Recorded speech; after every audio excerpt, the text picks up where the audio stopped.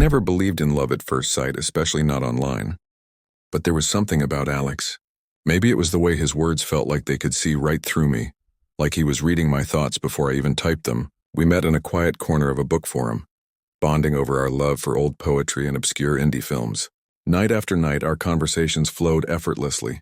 Sometimes hours would pass without us noticing, lost in a world we were building together, word by word.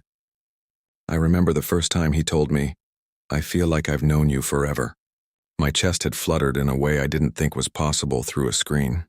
And I had told him the same, not realizing how dangerously close I was to opening my heart to a stranger. We exchanged pictures, laughs, little secrets, dreams for the future.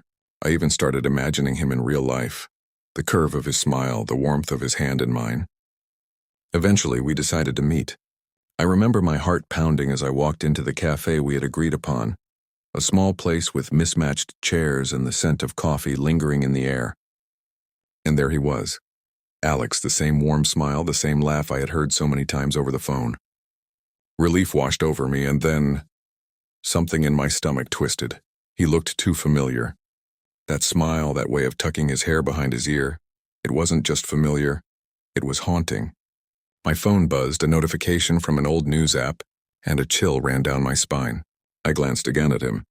The man I had spent months pouring my heart out to was staring back at me, unaware of the storm brewing inside me. The news headline blurred as I read it. Local man arrested for online romance scams targeting young women. The name jumped off the page.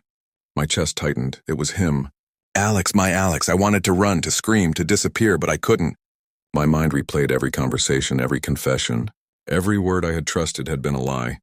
The man I had believed was my soulmate, my confidant, had been nothing but a story he crafted to draw me in.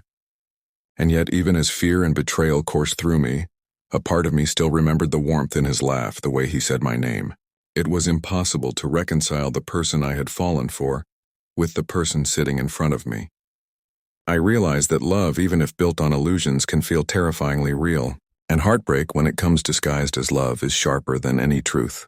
I walked out of that cafe with tears stinging my eyes, carrying a heart that was heavier than it had ever been.